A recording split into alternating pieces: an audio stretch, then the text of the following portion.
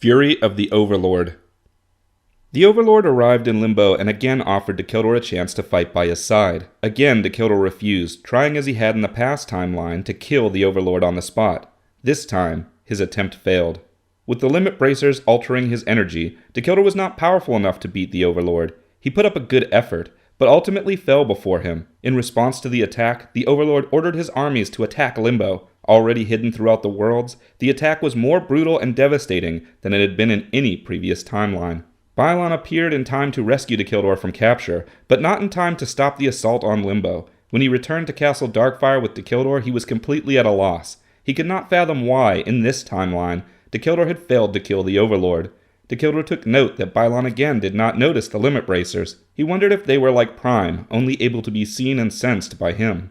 Darkfire was furious that the Overlord's armies had snuck into Limbo without anyone realizing. He ordered a full investigation into how the Overlord had done it, and discovered a traitor in his midst. His primary bodyguard, the Tyron Larch, was to blame. He had given information to the Overlord in secret to allow the attacks. Darkfire banished Larch from the Empire, never to be reinstated. The Empire went to war with the Overlord, and the results were nearly identical to the original timeline. Shakarok and Dark Destructor became one being, the Shakarok, who later humbled his name to simply Shakarok. More than half of the Imperial forces were destroyed without any ability to revive them. Dacheldor's son Mikhail struck a deal with the Overlord that ended up costing him his life. All fell into place, as if the changes to the timeline had never mattered. Bylon helped Darkfire and Dacheldor more in this timeline, but this only made up for the surprise attack by the Overlord. He also worked with Dacheldor to try to teach him to draw out the needed energy to destroy the Overlord's armor, deciding not to question why Dacheldor had seemingly lost this ability. This training, and the war in general, helped Dacheldor learn how to manage the limit bracers. It did not let him return to his old level of power, but he learned to pull back enough spiritual energy to ultimately bring the war to the same conclusion. When the final battle with the Overlord came, it mirrored the original in all ways but the following. Daisy was not with them, and Dacheldor still had his power of immortality. In Daisy's place, Derek fought alongside the others, faring just as well. After destroying the Overlord, Dacheldor had no reason to leave the Empire. He stayed to aid in its rebuilding, as did Nicole, who became a new general. He again grew close to Phi Cara and Den, who had both survived the war with the Overlord. This time, Phi Cara challenged him to competitions, and he could not beat her. This only seemed to intensify her attraction to him. Darkfire became obsessed with the Overlord's technology and used his brightest scientists to reverse engineer it. Unlike in other timelines, Darkfire planned to use it to enter the Overlord's realm and learn all he could about him. Once he had mastered the ability to open a portal to the Overlord's realm that would allow him to enter it without harm, he asked Dacheldor to come with him. The two made their way to the Overlord's fortress, where they fought their way through armies of Skelos and Tyrons. At the core of the fortress, they uncovered a facility used to clone Skelos, and many fetal clones of the Overlord still in tanks. They destroyed them and stole the information on how the process worked, which apparently involved placing the fetuses into host mothers. The Overlord had done this millions of times and sent clones of himself across the cosmos. One such clone was Darkfire himself. When the two returned, they agreed not to tell anyone what they had learned.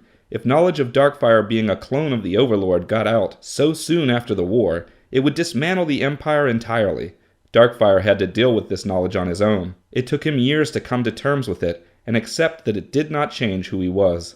The knowledge that other clones of the Overlord were out there in other realms also bothered Darkfire. He became obsessed with finding ways to travel to other realms so he could seek out and eradicate these potential threats. It made Dacheldor concerned that Darkfire may become every bit as dangerous as the Overlord had been. Rise of the Ancients.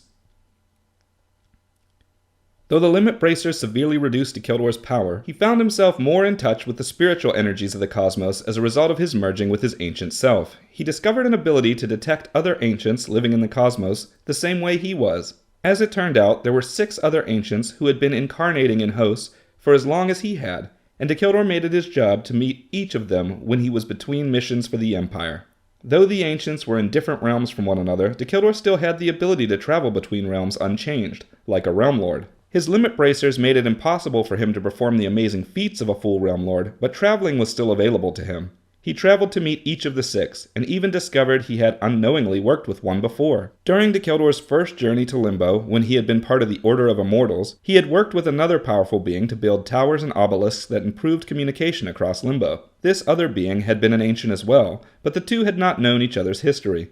Now, reacquainted, they reminisced about the old days and traveled together to find the other ancients. Dacheldor worked with each of the other ancients, eventually convincing them to come to Limbo, and trained those who had not been to Limbo before to regain their capabilities once there. During the training, he discovered that each of them had a unique ability that seemed to be tied to their ancient self. He focused inward and discovered he too had such an ability, though it was dampened by the limit bracers. Dacheldor's ability could manifest as green translucent flames around him, causing his strikes and movements to impact both the physical and spiritual at once. This was the same power that had originally manifested as a white light able to destroy the Overlord's armor. He had never realized this ability was unique to him. The other ancients could also shroud themselves in translucent flames, though each came in a unique color. The Ancient of Blue Flames could draw and refocus the energy of others. The Ancient of Violet Flames could control and manipulate emotions in others. The Ancient of Orange Flames could pacify the violent tendencies in others. The Ancient of Yellow Flames could see the true names and natures of others. The Ancient of Red Flames could fill the bodies of corpses with his essence to raise them as servants he could see and experience life through. The Ancient of White Flames could use the abilities of anyone around her as if they were her own. The 7 ancients became a powerful team, and it was not long before word of them spread. To hide their identities, each of them took on a code name that matched their unique powers. They called themselves Pride, Greed, Lust, Sloth, Envy, Wrath, and Gluttony. Dacheldor, fittingly enough, was Pride. These 7 were not the only ancients in the cosmos, just the oldest.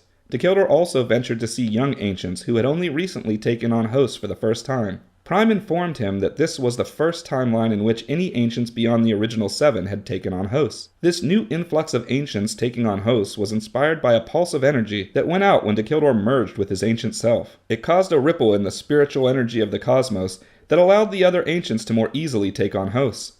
Dacheldor wondered if this sudden rise of the ancients was part of Prime's original plan, but he had no way to know for certain.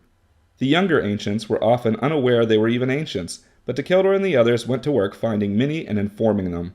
These younger ancients were awed by the capability of the 7 older ancients, and even came up with a collective name for them, the Elder 7. Legends of the Elder 7 spread amongst the young ancients, and later to any ancients that would eventually take on hosts. Dacheldor took interest in one younger ancient in particular, who went by the name Daramal. He decided to take Daramal on as a secret apprentice, but later grew to suspect Daramal was too unstable to trust. He ended up enemies with the young ancient, forced to kill him to keep knowledge of him secret. Later, when Daramal reincarnated in a new host, Dacheldor killed him again.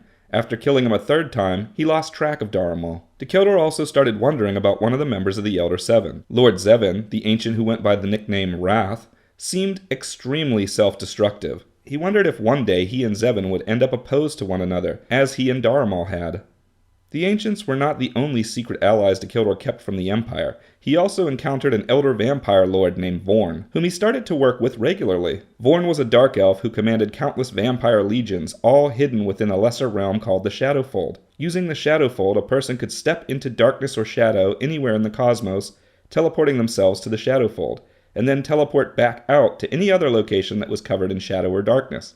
It allowed more direct and fast transportation than any portal. The catch, of course, was the Shadowfold was full of vampires and vampiric spirits, who all served one man, Lord Vorn.